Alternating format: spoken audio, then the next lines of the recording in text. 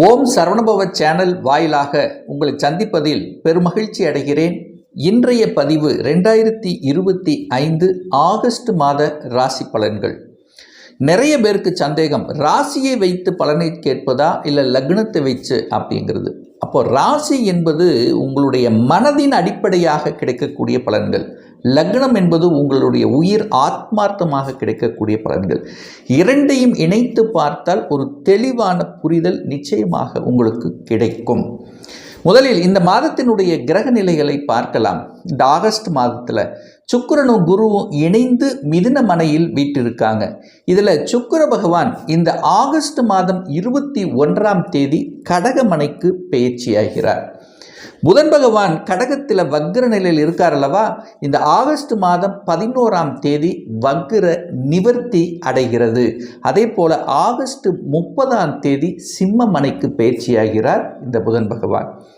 சூரிய பகவான் ஆகஸ்ட் மாதம் 17ஆம் தேதி ஆட்சி பலத்தோட வலிமையாக தன்னுடைய சொந்த வீடான சிம்ம மனைக்கு இடம்பெயர்கிறார். இந்த ராகு கேதுக்கள், ராகு கும்பமனையிலும் கேது பகவான் சிம்ம மனையிலும் இந்த மாதம் விட்டிருக்காங்க. செவ்வாய் பகவான் இந்த ஆகஸ்ட் மாதம் முழுவதும் கன்னி மனையில் அமர்ந்து பலனை கொடுக்க போகுது. இந்த ஆகஸ்ட் மாதம் முதல் தேதியில் சந்திரன், அதாவது மனதுக்கு காரகனான சந்திரன் துலாம் மனையில் அமர்ந்திருக்கு. இந்த மாதம் முழுவதும் சனி பகவான் வக்ரம் பெற்று மீனத்தில் அமர்ந்திருக்கு. இதுதான் இந்த மாதத்தினுடைய கிரக அமைப்புகள். இந்த கிரக அமைப்புகளை வைத்துக்கொண்டு என்ன பலன், எப்படி இருக்கும், எதை செய்யலாம், எதை செய்யக்கூடாது, இந்த மாதம் என்ன மாதிரியான தெய்வ வழிபாடு நமக்கு உகந்தது என்பதை பற்றி இந்த பதிவில் நம்ம டீட்டெயிலாக பார்க்க போகிறோம்.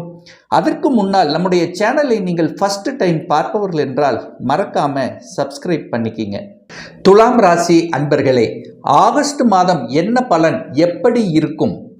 சித்திரை 3, 4 நட்சத்திர பாதங்களையும், சுவாதி 1, 2, 3, 4 நட்சத்திர பாதங்களையும், விசாகம் 1, 2, 3 ஆக இந்த 3 நட்சத்திரங்களையும் 9 நட்சத்திர பாதங்களை உள்ளடக்கியது தான் இந்த துலாம் ராசி அன்பர்கள்.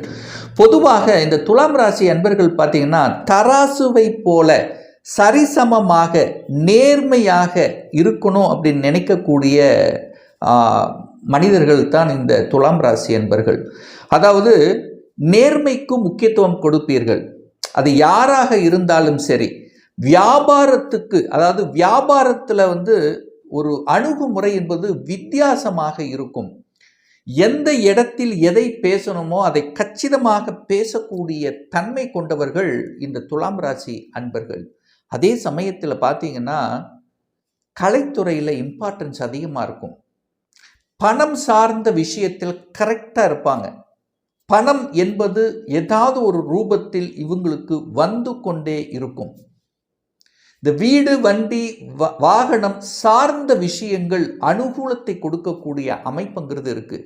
அந்த பேச்சு பார்த்தீங்கன்னா கராராக இருப்பாங்க, ஸ்ட்ரெயிட் ஃபார்வர்டாக இருக்கும். கோபம், ஆக்ரோஷமான பேச்சுங்கிறது இருக்கும். அதாவது என்னென்னா கரெக்டாக இருக்கணும். அது யாராக இருந்தாலும் சரி, குடும்ப நபர்களாக இருந்தாலும் சரி, மற்றவர்களாக இருந்தாலும் சரி, தராசுவை போல சரி சமமாக பாதிக்கக்கூடிய தன்மை கொண்டவர்கள் இந்த துலாம் ராசி என்பர்கள்.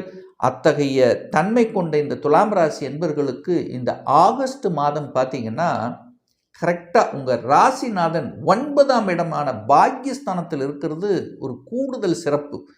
அதாவது சுக்கிரன் 9ல் போய் இருக்கும்போது, அதாவது ஒரு திரிகோணத்தில் இருக்கும்போது ஒரு அற்புதமான தன்மை இருக்கும். அந்த இடத்தில் அமர்ந்து கொண்டு, அது குருவோடு சேர்ந்து அமர்ந்து கொண்டு 3ஆம் இடம் என்று சொல்லக்கூடிய முயற்சி ஸ்தானத்தை பார்க்குது. முயற்சியால் வெற்றி அடையக்கூடிய ஒரு நல்ல மாதம் இந்த மாதம் அப்படின்னு சொல்லுவேன். தன்னம்பிக்கை பெருகும். சூரியன் திக்பலத்தோட வலிமையாக இருக்கார். தன்னம்பிக்கை அதிகரிக்கும். அரசு சார்ந்த விஷயத்தில் அனுகூல மேன்மையை தரக்கூடிய ஒரு நல்ல மாதம் இந்த ஆகஸ்ட் மாதம் துலாம் ராசி அன்பர்களுக்கு. இந்த மாதம் பார்த்தீங்கன்னா தனவரவு திருப்தியாக இருக்கும். பணம் வரும், அதற்கு தகுந்த மாதிரி செலவும் ஆகும் அப்படிங்கிறது குறிக்காமிக்குது. அப்போ அந்த செலவுகளை சுப செலவுகளாக கன்வெர்ட் பண்ணிக்கிறது இந்த துலாம் ராசி என்பர்கள் புத்திசாலித்தனம். பேச்சு பார்த்தீங்கன்னா கோபப்படுவாங்க, கோபம், ஆக்ரோஷம் என்பது இயல்பாகவே இந்த மாதம் இருக்கும். அப்போ எந்த ஒரு விஷயத்திலும் கோபத்தை முன்னிலைப்படுத்தக்கூடாது அப்படிங்கிறத மறந்துவிடக்கூடாது.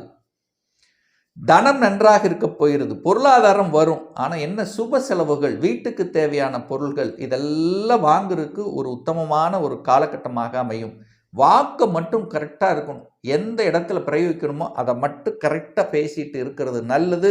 இல்லைன்னா நீங்கள் நன்மையே செய்தாலும், நல்ல விஷயத்தை மற்றவர்கள் சொன்னாலும் ஏதோ குறை சொல்வது போன்ற ஒரு தோற்றத்தை கொடுத்து அதனால் உங்களுக்கு ஒரு அதாவது சங்கடங்களை கொடுக்கக்கூடிய அமைப்பு இருக்கிறதுனால வாக்கு கரெக்டாக இருக்கிறது சிறப்பு. பிரயாணங்கள், தூரதேச பிரயாணங்கள் சிறப்பு. இந்த துலாம் ராசி அன்பர்களுக்கு குரு என்கின்ற கிரகம் 6க்குரியவன் 9ஆம் இடத்தில் இருக்கிறதுனால வேலை நிமித்தமாக வெளி மாநிலம், வெளியூர் அல்லது வெளிநாடு செல்லக்கூடிய வாய்ப்புகள், சந்தர்ப்பங்களை உருவாக்கும். அப்போ சிறுதூர பிரயாணங்கள், தூரதேச பிரயாணங்கள் செல்லக்கூடிய வாய்ப்புகள், சந்தர்ப்பங்கள் இந்த காலகட்டம் சிறப்பு. 4க்குரியவன் 6ஆம் இடத்தில் இருக்கிறது. அதாவது 4 அப்படிங்கிறது வீடு, வண்டி, வாகனத்தை குறிக்கக்கூடிய இடம். அது போய் 6ஆம் இடத்துல இருக்குது. தனக்கு 3ஆம் இடத்துல வளர்ச்சி என்கின்ற ஸ்தானத்தில் போய் உட்கார்ந்துருக்கு. அப்போது இந்த துலாம் ராசி அன்பர்களுக்கு ராஜ யோகத்தை தரக்கூடிய ஒரு கிரகம் அப்படின்னா அது சனி பகவானை சொல்லணும். அந்த சனி பகவான் இப்போ 6ஆம் இடத்துல இருக்கிறது நல்லது தான். ஒரு வகையில் கடனின் மூலமாக ஒரு வீடு அமைச்சு கொடுப்பார், ஒரு இடத்தை வாங்க வைப்பார். அப்போ உங்கள் பேரில் ஒரு இடம் ரிஜிஸ்டர் ஆகக்கூடிய வாய்ப்புகள், சந்தர்ப்பமுள்ள ஒரு மாதம் அப்படின்னு நம்ம எடுத்துக்கலாம். அப்போது நினைத்த ஒரு இடம் அமைவதற்கான வாய்ப்புகள், வீடை ஆல்ட்ரு பண்ணுறது, நினைச்ச மாதிரி ஒரு வீடை கட்டுறது அல்லது வீட்டை ஆல்ட்ரு பண்ணுறது, அது பிடிச்ச மாதிரி கட்டின வீட்டை வாங்குவது. ஸோ இந்த மாதிரியான விஷயங்கள் சிறப்பு. அதே சமயத்தில் வாகனங்கள் ரொம்ப ஆசைப்பட்டு இருந்திருப்பீங்க, இந்த வாகனத்தான் வாங்கணும், இப்படித்தான் இருக்கணும், 2 நாட்களாக உங்கள் எண்ணத்தில், உங்கள் மனதில், உங்கள் இதில் ஆசையாக ஊறிக்கொண்டிருந்த சில விஷயங்கள் இப்போ வாங்குவதற்குண்டான ஒரு நல்ல காலம் நெருங்கி விட்டது அப்படின்னு சொல்லுவேன் இந்த துலாம் ராசி அன்பர்களுக்கு. சார், வேலை மாற்றம் உண்டா, உத்தியோக மாற்றம் உண்டா அப்படின்னு கேட்டிங்கன்னா நிச்சயமாக உண்டு. சனி பகவான் 6ஆம் இடத்தில் உட்கார்ந்துருக்கார். இப்போ வக்ர நிலையில் இருக்கார். அதாவது மந்தமாக, டல்லாக, நடக்கவே மாட்டேங்குது அப்படின்னு நினைத்து கொண்டிருந்தவர்கள், அதாவது வேலை சேஞ்ச் பண்ண நினைக்கிறேன் ஆனால் ஏதோ ஒரு தடை இருக்குது, மாறலான்னு நினைக்கிற காலையில் சாயந்தரம் சரி வேண்டாம் அதிலே இருக்கலாம். ஸோ இப்படி மந்தமாக, டல்லாக, ஒரு டிசிஷன் எடுக்க முடியாத சில விஷயங்கள் இந்த ஆகஸ்ட் மாதத்தில் எடுப்பீங்க. அப்போ வேலையில் உயர்வு உண்டான்னா உயர்வு உண்டு, இடமாற்றம் உண்டு, ப்ரமோஷன் ஒரு சிலருக்கு அமையக்கூடிய சந்தர்ப்பங்களை உருவாக்கும். ஒரே விஷயந்தான், கோபப்படக்கூடாது, ஆக்ரோஷப்படக்கூடாது. ஏன்னா சனி செவ்வாய் நேருக்கு நேராக பார்த்து கொண்டு இருக்கின்ற காரணத்தால் ஒரு கனெக்டிவிட்டி சனிக்கும் செவ்வாய் இருக்கிறதுனால அது என்ன, பிடிவாத குணத்தையும் கோப குணத்தையும் காமிக்கும். அதை மட்டும் தவிர்த்து விட்டால் மற்ற எல்லா விஷயங்களுக்கும் உங்களுக்கு சிறப்பை கொடுக்கக்கூடிய ஒரு காலகட்டம். குழந்தை பாக்கியம் இந்த காலகட்டம் ஒரு அற்புதமான ஒரு காலகட்டம். குரு 9ஆம் இடமான பாக்கியஸ்தானத்தில் அமர்ந்து கொண்டு 5ஆம் இடத்தை பார்க்குறார். பூர்வ புண்ணியஸ்தானம், பஞ்சமஸ்தானத்தை பார்க்கிற போது குழந்தை பாக்கியத்துக்காக இயங்கிக் கொண்டு, அதற்கான முயற்சியில் இறங்கிக் கொண்டு, அதற்கான அந்த எண்ண ஓட்டத்திலே இருக்கக்கூடிய இந்த துலாமுக்கு திடீர்னு கொடுத்துரும், சக்சஸ் கொடுத்துரும். அங்கே ராகு இருக்கார், தடைப்படுத்தி கொண்டே இருந்த விஷயங்கள், அந்த ராகு இப்போ நல்ல ராகுவாக மாறப்போகிறார். ட்ரீட்மெண்ட்டில் இருந்தவர்களுக்கு கூட சக்ஸஸ் கொடுக்கக்கூடிய ஒரு காலகட்டமாக இந்த ஆகஸ்ட் மாதம் நிச்சயமாக அமையும். அதில் தடை இல்லை.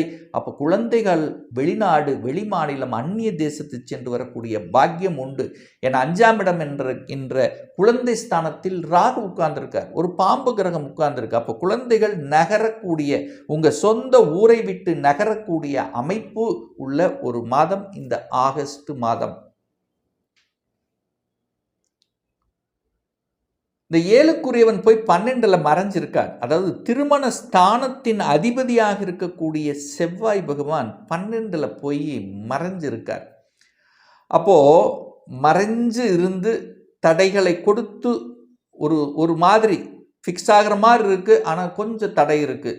ஏதோ ஒரு விதத்தில் ஒரு நெகட்டிவ் வந்துடுது அப்படின்னு வருத்தப்பட்டு கொண்டிருந்தவர்களுக்கெல்லாம் இந்த ஆகஸ்ட் மாதம் இறுதியில் இருந்து நல்லபடியாக மாறக்கூடிய தன்மை, அதுவும் குறிப்பாக அந்த செவ்வாய் பகவான் கன்னியிலிருந்து எப்போ துலாமுக்கு வருகிறாரோ அப்போ இருந்து உங்களுக்கு சிறப்பு. திருமணம் ஃபிக்ஸ் ஆயிரும், நினைச்சது டக்கு டக்குன்னு நடக்கக்கூடிய அமைப்பு. அப்போ ஒரு செவ்வாய் பெயர்ச்சிக்கு அப்புறம் உங்களுக்கு அனுகூலத்தை கொடுக்கிறது, திருமண தடை விலக இருக்கிறது அப்படின்னு எடுத்துக்கலாம். ஏன்னா செவ்வாய் உங்கள் ராசியில் அமர்ந்து 7ஆம் இடத்தை பார்த்து திருமணஸ்தானத்தை பார்க்கும்போதும் உங்கள் ராசிநாதன் ஒரு நல்ல அமைப்பில் இருக்கும் பொழுது நிச்சயமாக அது குரு பாக்கியஸ்தானத்தில் இருக்கார், உங்கள் முயற்சி ஸ்தானத்தை பார்க்கும்போது உங்கள் முயற்சியால் திருமணம் நடந்தேறும், இனிதே நடந்தேறும் அப்படின்னு எடுத்துக்கலாம். 10ஆம் இடத்துல சூரியன் அமர்ந்திருக்கார். லாபஸ்தானத்தின் அதிபதியாக இருக்கக்கூடிய சூரிய பகவான் 10ஆம் இடத்துல போய் உட்கார்ந்துருக்கார். 10ஆம் இடத்துல போய் உட்கார்ந்து திக்பலம் அடைகிறது, அதிகாரம் கொடுக்கும், அட்மினிஸ்ட்ரேஷன் கொடுக்கும். அரசியல்வாதிகளுக்கு பதவி உயர்வு உண்டு. இந்த துலாம் ராசி என்பவர்கள் எதிர்பார்க்கலாம், உங்க பேச்சை கேட்பாங்க.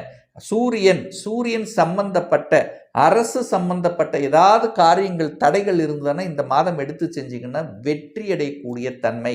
அங்க புதனும் சேர்ந்து இருக்கார். புத்திசாலித்தனம் மிக்க அறிவுரைகள், அதாவது உங்கள்கிட்ட பணம் இருக்கோ இல்லையோ உங்க புத்தி அறிவு இப்போ இந்த மாதம் சூப்பரா செயல்படும். அப்போ யாரெல்லாம் புத்தி அறிவு வச்சு செய்யக்கூடிய தொழில் இருக்கக்கூடிய துலாமுக்கு ஏற்றத்தை கொடுக்கக்கூடிய ஒரு நல்ல மாதம் தான் இந்த மாதம். அப்போ சூரியன் சூப்பரா இருக்கார். அரசு விஷயத்தில் அனுகூலங்கள், அரசு எக்ஸாம் எழுதணுங்கிற நாட்டம் நிறைய பேர்த்துக்கு உண்டாகும். தந்தையின் மூலமாக அனுகூலம் ஆதாயம் உண்டு. சூரியன் ஆட்சி பலத்தோட அமரப்போகிறார். எப்போ? இந்த ஆகஸ்ட் மாதம் 17. அப்போ சூரியன் நல்லா இருக்க போறான்னு அர்த்தம். அப்போ சூரியனால பாதிப்படைஞ்சவர்கள் எல்லாம் நல்லா இருக்க போறாங்கன்னு அர்த்தம். அரசு சார்ந்த அப்பாவுடைய தொழில்கள், அப்பாவை சார்ந்த விஷயங்கள், அப்பா வர்க்கம் சார்ந்த விஷயத்தில் எல்லாமே ஒரு நல்லபடியாக ஒரு நினைத்த மாதிரி நடக்கக்கூடிய அமைப்பு இந்த ஆகஸ்ட் மாதம் சிறப்பு பெறும். ஒரு நல்ல தெய்வ வழிபாடு இந்த ஆகஸ்ட் மாதம் அப்படின்னு எடுத்துக்கொண்டால் ஆவணி மாதம் 1ஆம் தேதி, அதாவது 17 ஆகஸ்ட் அன்றைக்கு, அதாவது என்ன நாள் வருதுன்னா ஞாயிற்றுக்கிழமை வருது, சண்டே அன்னைக்கு சனி பகவானுடைய ஜெயந்தி பிறந்த நாள் வருகிறது. உங்க ராசிக்கு யோகாதிபதியான சனி பகவானுடைய பிறந்த நாள் அன்று நவ கிரகத்தில் இருக்கக்கூடிய சனி பகவானை சென்று வழிபடுவது உங்களுக்கு வீடு, வண்டி, வாகனம், குழந்தைகள் சார்ந்த விஷயம், பூர்வீகம் சார்ந்த விஷயத்தில் சிறப்பை ஏற்படுத்தி கொடுக்கும். அடுத்ததாக ஆவணி மாதம் 9ஆம் தேதி, அதாவது 25/8/2025 அன்று செவ்வாய் பகவானுடைய ஜெயந்தி வர இருக்கிறது, அதாவது பிறந்த நாள். அதாவது இந்த துலாம் ராசி என்பவர்களுக்கு யாருக்கெல்லாம் குடும்பம் நன்றாக அமையல, குடும்பத்தில் பணப்பிரச்சனை இருக்கு, குடும்பத்தில் கருத்து வேறுபாடு இருக்கு, திருமணம் நன்றாக அமையல, கூட்டு தொழில் அமையல, கணவன் நல்ல மனைவிக்கு நல்ல வேலை அமையல, ஸோ இந்த மாதிரியான தன்மை இருக்கின்றவர்கள் எல்லாம் அன்றைய தினம் நவகிரகத்தில் இருக்கக்கூடிய செவ்வாய் பகவான் அல்லது முருகப்பெருமானை சென்று வழிபடுவது அனைத்து விதத்திலும் உத்தமத்தை நிச்சயமாக ஏற்படுத்தி கொடுக்கும். ஒரு துல்லிய பலன் வேணும். நம்முடைய ஜாதகத்தில் கிரகங்கள் எப்படி இருக்கு, என்ன ஆதிபத்தியம் பெற்றிருக்கு, எந்த டிகிரியில் இருக்கு, நடப்பு தசாநாதன், புத்திநாதன், அந்தர்நாதன், சூட்சமநாதன் எப்படி இருக்கு என்பதை பொறுத்து நீங்கள் கேட்கக்கூடிய எந்த கேள்வியாக இருந்தாலும் 2025 சொந்த தொழில் செய்வதற்கான கொடுப்பினை இருக்கா, அப்படி இருக்கக்கூடிய பட்சத்தில் எப்போ நம்ம சொந்த தொழிலை செய்யலாம், திருமணம் தடைப்பட்டு கொண்டே இருக்கிறது, எப்போதான் நமக்கு திருமணம் நடக்கும், எந்த கோர்ஸ் எடுத்து படித்தா நம்முடைய ஃபியூச்சர் நன்றாக இருக்கும், எப்போ குழந்தை பாக்கியம் கிடைக்கும், எப்போ ப்ரமோஷன் கிடைக்கும், எப்போ வீடு கட்டுவேன், ஸோ இது போன்ற கேள்விகளுக்கு துல்லியமான பதிலை நம்மால் கூற முடியும். ஒரு பர்சனல் கன்சல்டேஷன் எடுத்துக்கணும், சுய ஜாதகம் பார்க்கணும் என்று விருப்பமுடைய அன்பர்கள் டிஸ்பிளே தெரியக்கூடிய நம்பருக்கு வாட்ஸ்அப் மூலியமாகவோ ஃபோன் கால் மூலியமாகவோ தொடர்பு கொண்டு நேரடியாகவோ அல்லது ஆன்லைன் மூலமாகவோ கன்சல்டேஷன் எடுத்துக்கலாம். நம்முடைய அலுவலகம் கோயம்புத்தூரில் அமைந்துள்ளது. அதாவது கோயம்புத்தூரிலிருந்து மேட்டுப்பாளையம் செல்லும் வழியில் வெள்ளக்கிணர் பிரிவு பக்கத்தில் அன்னபூர்ணா ஹோட்டலுக்கு அருகில் அமைந்துள்ளது. பிரியர் அப்பாயின்மெண்ட் வாங்கிட்டு நேரடியாக கன்சல்டேஷன் எடுத்துக்கலாம். நிச்சயமாக இந்த பதிவு ஏதாவது ஒரு ரூபத்தில் யூஸ்ஃபுல்லாக இருக்குங்கிறதுல எந்தவித மாற்று கருத்தும் கிடையாது.